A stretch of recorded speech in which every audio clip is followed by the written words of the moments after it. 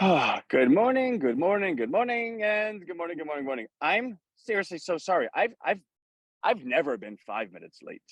I've I think the most I've ever been was like a minute and a half. Actually, no, there was this one time I was 13 minutes late, but it wasn't me being tardy. It was the computer something, right? Like I was there. And I remember one of our rhinos actually called me, Anthony, it's been 7 minutes. Are you okay? And I appreciated it so much because I'm so punctual that the love was so strong that the first thing the person thought of was, "Is he okay?" Because he would always be here. So that's a little bit of commentary about how I feel. No, I had a call come in that I had to take, and not to get too many details into my life and personal life, it was just one of those calls I had to take. It was a good call, so that's okay. All right, so we need to get to work. The last 3 days have been absolutely magical. I've had the opportunity to spend time with my children. I can't offer much detail. As I've always been, when I'm dad, I'm dad. I don't believe you could be both. I don't believe that you could ever justify being with your kids and having your phone in your hand doing business. And that's not targeted at anyone. That's just me opining on the world. Because there was a point where I did pick up my phone to check something, right? And my daughter, who she's so amazing, at the earliest age, she is so territorial about her father. Like, for instance, my grandmother would try to talk to me and I'd talk to her, my daughter would start crying. And my grandma's like, "What happened? She was just fine." I go, "No, she doesn't like when other people talk to me. She wants only me." She goes, "You're kidding me." I go, "Watch this." And we stopped talking. And my daughter just stopped crying. She goes, "You got to be kidding me." But it's the same thing with the cell phone. Like when I have my cell phone in my hand, she starts grabbing it and starts eating it, which is totally cool. So I throw the cell phone away. The point being, the last 3 days I've been wildly unavailable. I think, and I woke up earlier trying to take care of emails in the morning, and I've worked later trying to take care of emails in the evening.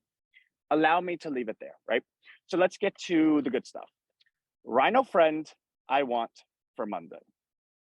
What that means is that today and tomorrow is only Rhino friend. Now I have this call, which I'm going to quickly edit and put up because I want everyone who's not seen me in 3 days to be able to reference this. I do want to email this call so that everyone in the Rhino universe can hear we're back, right? Like, let's go. Yeah. And then tomorrow I have no calls. So tomorrow literally is like a 14-hour day. I don't want to know nothing about nothing, even that sentence was a double negative. I'm sure I have emails that I haven't got to. I'm absolutely certain of it, and I will get to them today. So my day today probably won't really start till say 2 or 3 o'clock because I have a lot of catching up to do, which means I could go 2 to 8, a nice solid 6 hours, get a good night's sleep, and then tomorrow I could do like an 8 to 8, just 12 hours, maybe even 7 to 7 type of thing, and or 7 to 9 type of thing, and just go. All right, so let's get to Rhino Friend, right? So I spoke to Stripe, and they gave me all of the forms and stuff to file as a depository institution and to be a card issuing institution. So I sent that a couple hours ago. I'll hear from them. Synthesia emailed me. The interesting thing about Synthesia is they're an AI platform. And if you remember when we did those AI videos, and it was kind of wonky because it was like, Ant, that really wasn't the greatest. It was kind of early on where you would have somebody talking on screen. And even still, it looks good, right? Like you could go to rhinowealth.us and you'll see one, or you could go to promptology.com, I think I have, .us maybe, I don't know, one of them, and you'll see it, right? Now we canceled our subscription with Synthesia because it didn't work. It wasn't Rhino standard. Well, they emailed us back. Well, they emailed us finally after, I don't know, a year or something. And they're like, "Hey, we want you back. We'll give you a 30% discount." Great. I love discounts. Discounts are great. More importantly, though, to the point of this conversation, they have an API that they're offering us as well that will allow the AI to speak in real time. Meaning, I can go ahead and connect that API to our ChatGPT, which is connected to you. Therefore, you say to your ChatGPT, "Hey, your Rhino friend, really, right? Hey, Ted, what is the first two sentences of the US Constitution?" In which case, Ted, your Rhino friend, will have that answer, and that will be sent out via the API to Synthesia. Now, Synthesia will then have the AI character that is now up to 10 frames per second. So it moves pretty good. And that answer will be read by that character back to you as a visual. Do you know how much that circumvents things that we have to do? So we were talking about being able to Zoom your Rhino friend by the second upgrade cycle. That's still technically true because Synthesia is not going to allow us, or I don't know, I have to look into it, but I don't think, maybe they could actually. I got to look into that. What I was going to say is I don't think they would allow us for you to create your own character, your own persona, but we have the software to do that. In which case, if Synthesia allows us just to upload a picture, and maybe 5 pictures, right? Like we can figure that part out, and that will be your Rhino friend. Well, then that's happening in the first upgrade cycle, or not the upgrade cycle, but the launch, which is amazing. You could be in bed at 3 a.m, turn to your phone. Hey, Ted, I need to talk to you, and see someone come up and talk back to you. Whoa. In which case I would need voice to text. Voice to text. I think that would be something on your phone though, because you have the button for voice to text. Oh my God, you can do that. You could voice to text your own phone, and then we could have it bop, bop, bop, and then your Rhino friend talking back to you with volume. That's amazing. That can be first launch. There's no reason why. It's all right there. Well, that's pretty cool. Okay, anyway, I didn't even think of that until just now. That's awesome. All right. So anyway, this weekend is going to be that. Now I have the wireframe put together for what the launch is going to look like. On this platform will be themed as this. These emails are now going to be themed as this. These calls are going to be themed as this. This is going to be the schedule, the content scheduling. This is how the videos will be disseminated. This is how updates will be disseminated. This is where the blogs will be. This is where the websites will be. This will be how the organic marketing happens. This is how the affiliate marketing will happen. This is everything. Since Rhino Friend won't be live, like it won't be in your hand till like the middle of September, what I need to put together for this thing is, what does the marketing look like? What's the content for the marketing look like? What does the affiliate marketing look like? What is the assets you get? What is the scheduling you get? How can you go and scale it on your own behalf? How do you automate that scaling on your, like I need to do all of that stuff. I need to get pricing down. I need to make websites. I need to make sales pages. I need to make funnels. Like I need to go full Ricky Mataka mode. And I mean that as a compliment. For those that don't know him, and for those that do know him, right? Like I worked with him. Of all the good and bad things you could say about him, and there's an abundance on both sides, like there is for anyone. You know, Anthony, you just, disappeared for 3 days, right? Like I get it. The good things you could say about it, when he got to a launch, you've never seen someone lock themselves in a basement for a week at a time. You just haven't. I would get emails from him at 3 a.m, and me, I always work, so I would look at it, and that's what he always appreciated. He knew he could, email me at any point, unless I was with my family, which that's just who I am. But for the most part, when I was working with him, I didn't have a family. I didn't have children yet. Maybe that's probably part of the reason we never got back together, because my schedule is just very different, and it's a hard schedule. My kids come first. But when he needed to do a launch, you would see pages and pages. If he had a question, he would email you. It didn't matter if you didn't get back to him by 4 a.m. He was blowing you up. Now, for normal people, they're sleeping. For me, I would always, because I think there's a respect level when you're the subordinate to anyone. I don't think there's equality in life across everything. I don't think there should be. I think if you have too many leaders and no followers, then you end up, in a really bad situation. You don't have the next level that's being prepared to be groomed. You just have a bunch of people that think they know what they're doing and whatever. So I was his subordinate. I was his employee. That doesn't mean I was less than him or less anything. It meant what we were doing was his call, his direction. I signed on to it, played the role. So if I didn't respond at 4 o'clock, I'm sorry. And most people would say, and whether I was dating someone at the time, they'd be, Ant, what are you apologizing for? It's 4 a.m. I go, you don't understand how the world works. This is what I need to do. And, we'll see how my life ends.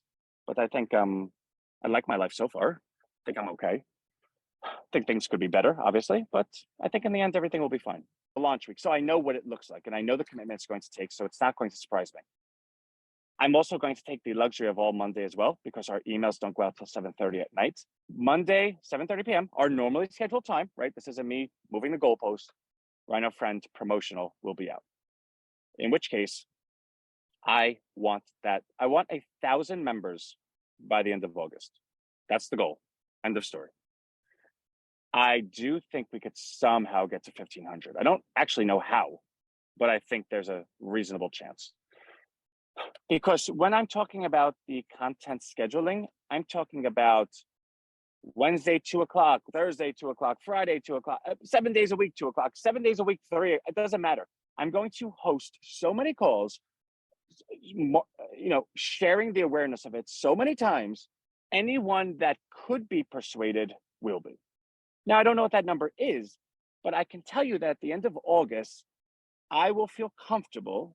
I put in 100%, and whatever that number is not an indication of Rhino efforts. It's an indication of our communication. And again, those two things are different, right? Like we always talk about labor and problem solving. Labor is effort. I'm okay with that. I will never, ever, ever be short on that. Problem solving is something that you evolve. It's a process. So although I'm doing a lot of work on our communication, and I'm doing it every day, right? Like this is the stuff that's the research side of it. So I still spend hours a day. So if I want to go ahead and say do a 2-week email marketing campaign, well, I can't send the same email every day. And if I already know ahead of time that I'm doing it for 2 weeks, well, then I have the luxury of using 2 weeks. Meaning, what's that first email look like? The people that don't accept that first email or don't join, why didn't they? Okay, well, let's say they didn't join for 10 different reasons. We have to figure those 10 reasons out, right? Of those 10 reasons, how do we go ahead and solve them? Well, how many of them can we solve at once? Could the second email start talking to them? But I don't know. Maybe we should stick with the first email, because did everyone read the first email? No. Is there people that will read the second email that didn't read the first email? Yeah. So should we be changing our message? No. But when should we change our message? I don't know. The point being, these questions are purposely meant to kind of confuse you a little bit, because they confuse me. But in the confusion, you then reveal the genius behind it, right? Like, I need to know those answers. Once I know those answers, the email's the easy part. That's what I'm working on. That's what I've been working on. So it's not anything I could show you. It's just my scratch pad, right? It's my this. On top of that, the emails do have to have content. How are they going to be phrased? What's the theme we want? How do we want to talk to people? Do we want to be authoritative? Do we want to be reciprocal? Do we want to be obligatory? Do we want to be social proof? Do we want to be scarce? How do we want to present it? Well, can we be all of them? Well, which ones are people most susceptible to? And if they're not susceptible to A, would they naturally be B? What if they're not A, B, and C? Does that mean they're D? Or should it be A, C, and D, meaning they're B? I don't know those answers. That's what I'm working on. Once I have those two things done, which I will have done probably by the end of today, right? Like, I'm still working on that. Then tomorrow is just all right, pump it out, make a new website, pump. And then Monday will be final touches plus final walkthrough. What's great is our community is very strong. I'm sure I'll get a bazillion emails. In fact, I'm going to ask people to give me emails. What did you think about that email? Could I have done better? What do you suggest? Blah, blah, blah. In which case, I want to use that feedback. I want to use that advice. And we continue being the fabric of what we're doing together. Because again, I don't say that as marketing. I was almost going to say hate. I don't hate. Well, I thought I didn't hate anything. There is one thing I hate. But actually, I don't even hate that. That's a story for another day. What I absolutely loathe is when I see marketing that's like, yeah, we're in it together. No, you're not. There's nothing together about this at all. I don't like people weaponizing the word together.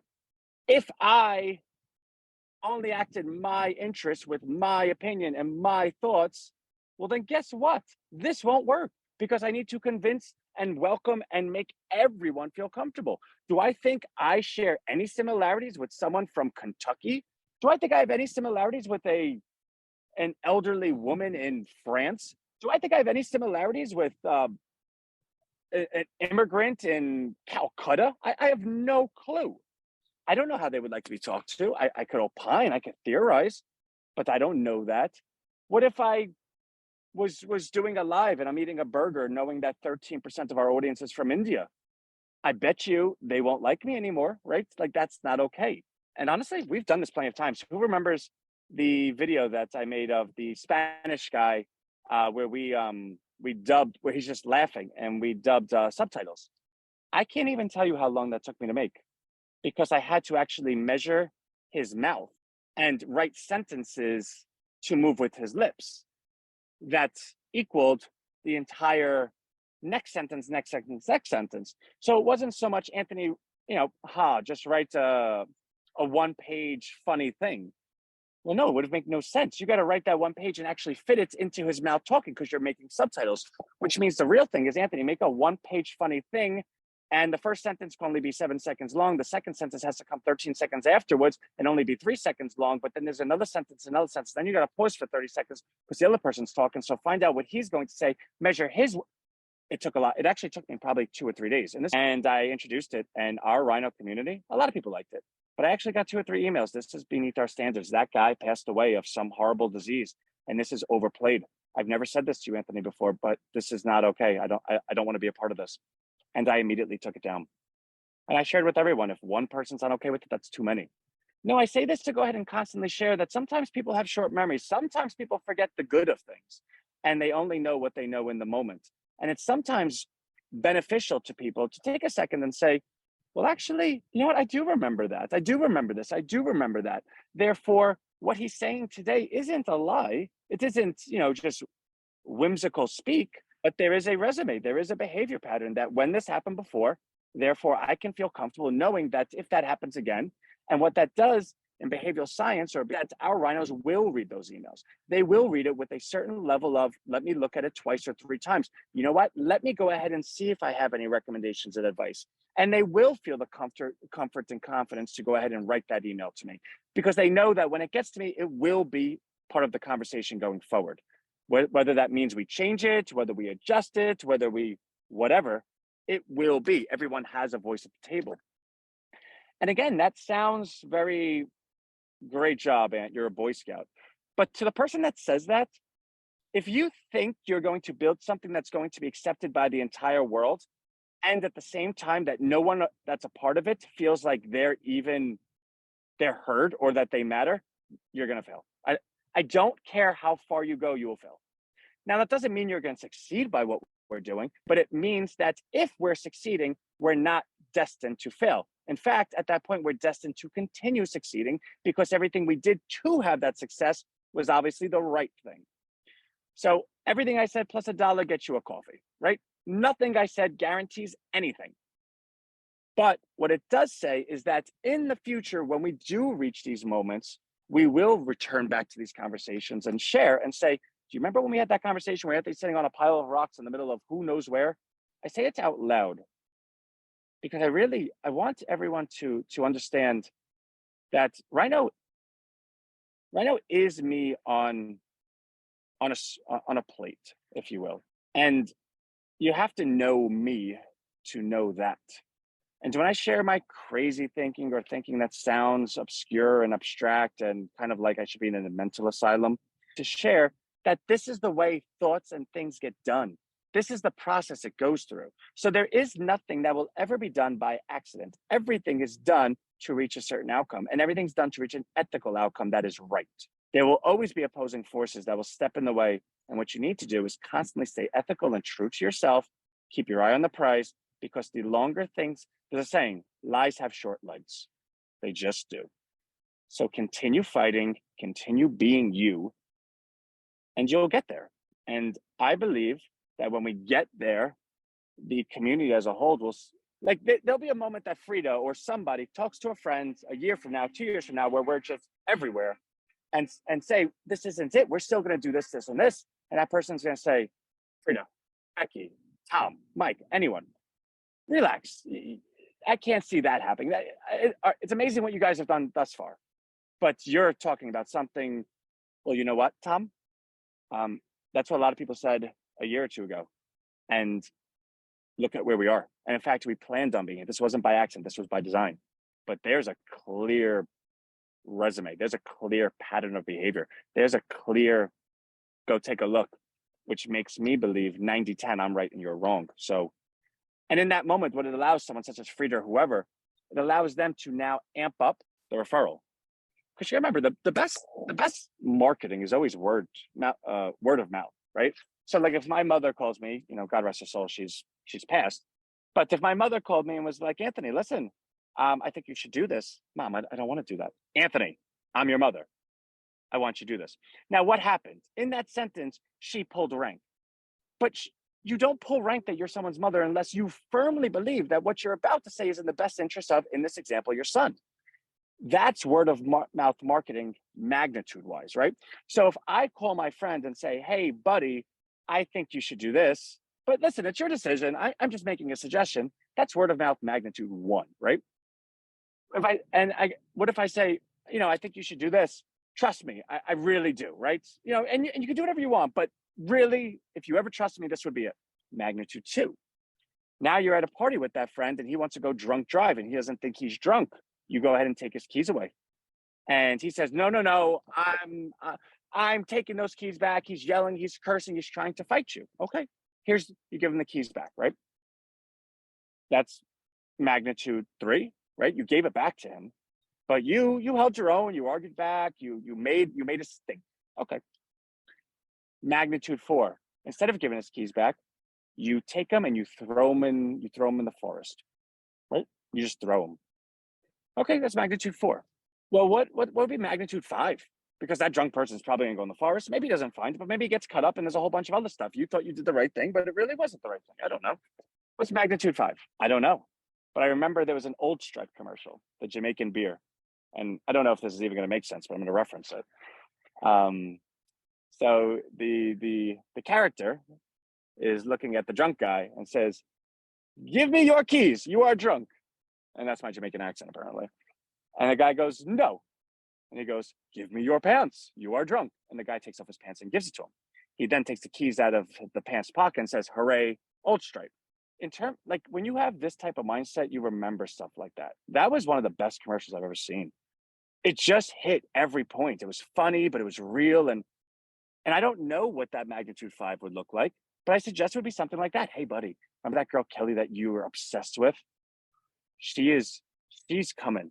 And she told me especially to make sure you're ready. If you go to my bedroom right now and take off your pants, she says, if you just lay there and count and let 10 minutes go by, she will be there. In fact, you could call her, go in there and do it. Give me your pants so I could show her, right? This guy doesn't know his keys are in his pants, but you got his keys. If you've ever seen a drunk person, put them in a dark room for 10 minutes on a bed, you know what happens? They fall asleep. Is that now the point being, you have to be so sure that what they're going to do is going to be the wrong thing for you to go out on a limb and create the scenario where the right outcome came. That's magnitude five. I don't know a magnitude over that, but let's go magnitude six, right? Like talking about the mother. When your mother calls you and says, I'm your mother, I don't want to hear it. You're going to do this. Now, that's even in that sentence, nobody believes that you're obligated to do it. She doesn't have a gun to you. There's no legal right that you have to listen to your mother. But you know who your mother is, and you know you're going to do it. And you know by any sense of being a good child ever in your life, you're not going to say no to that. So where's the burden fall? It falls on your mother. She better be right. Because now if she's not right, can she ever say that again? No. In fact, she throws away that ability for the rest of her life. She's the mother that cried wolf if she's wrong, which means her saying that is completely dependent on her believing the outcome to be good. Rewind to what we're sharing. Although it may sound like I'm totally cuckoo for Cocoa Puffs, the way I think and the way this and that, and although I completely cite that the way I think does not equal success or failure, what it does do is I believe we're going to be successful. I know we're going to be successful. And when we get to that point, what would I have given you? I would have given you the empowerment to say, you know what? I know how that guy thought every step of the way. And everything he thought actually worked out. So if he says this is, and I know who he is, I know the ethics, I would allow him to babysit my daughter, right? Like I would allow him to take care of my drunk wife. Like I trust him that much. I know who he is. And I'm telling you, get in this now. Now, what magnitude is that? I don't know. But if our community is operating under that magnitude, 2 years, 3 years, 4 years from now, what do I think our success rate is going to be 5 years from now? Well, I think it's going to continue getting bigger. Rhino is not today. Rhino is not yesterday. Rhino's not next year. Rhino's not next 10 years. Rhino is for the rest of life. I want my great grandson to be the CEO of Rhino one day. So any decision I make isn't, well, how do I make the most money tomorrow? I don't. In fact, I'm embarrassed that it's almost become almost normal or not normal, right? But like I've reached out for the last couple of months and said, guys, I need a little bit more funding. And to me, I kind of think that's okay because I like what am I doing? I'm here, I'm working, and we need this is what we need. But I also feel quite comfortable doing it in the sense that I don't think anyone looks at me and says, well, he doesn't have money today. This is a danger. No, everyone knows. No, he's built, it will be there. Like for instance, with Rhino Street. Do you remember when we finished Rhino Street? It's like 2 years ago. We haven't done anything with it, or have we? Right? We're continuing to upgrade it. There's events on it now. Has anyone put an event? No. Have I said put an event on it? No. Nothing. Why? Because Rhino Street is going to be ready when it's needed. In comes Rhino Friend. To be a business on Rhino Friend, you need to be listed on Rhino Street. That's where the data comes from. So is the success of Rhino Friend equally and completely the same as the success of Rhino Street? Yeah. Well, what's a successful search engine worth? I don't know, but a lot. But Anthony, there's 1,000 search engines out there. What makes yours different? I'm not even going to answer that question, even though I asked it to myself. Everyone here knows that. Well, wow, so you are unique. All right, so you're unique and popular. That's all you ever need to be in life. If you give me an equation and say, Anthony, am I rich? Yes or no? And I say, okay, well, give me a hint. Well, actually, let me ask you two questions. Okay. Are you original? Yes. Are you popular? Yes. You're rich. But Anthony, I don't have any money in my bank account. Well, I didn't say you were smart, right? Like you could have it. You're rich. You're just not. You're not realizing you're rich, but you are, because if you're unique and you're popular, that means there's something about you that everyone likes. And if you're not making money on it or generating money, it's because you haven't figured out how to. But I would still take your. I would trade a situation with you if I was just an employee or something every day of the week and twice on Sunday. So do I think we're unique? Yeah. Do I think Rhino Street would be you? Yeah. Do I think we're popular? Yeah. Do I think we have the means to continue this? Yeah. I have to get to work though. Because what was the last part of that? Well, were you able to figure out how to make it work? And although I think I have it figured out, I don't know what I don't know, but I know I can only figure that out or only learn what I don't know by being there. So I don't know how long this call has been because I can't see the time, but I can assure you that I have probably spoken a long time. What do you think? Yeah, you've spoken a long time. So I'm going to go. I want to get home, edit this, get the email out. I love y'all and thank you. I don't, like I say to my grandmother every night, I know I'm your grandson. I know that you would always say yes for me staying here during this time of my life. But I always give her a kiss and say thank you. I know you didn't have to. Same to you. I know you're giving me tolerance and patience and belief and all the rest. I don't ever take that for advantage. I just don't. I live with that every day. So thank you. And I love you, and I'll see you tomorrow. Bye. Well, no, not tomorrow, Monday. Bye.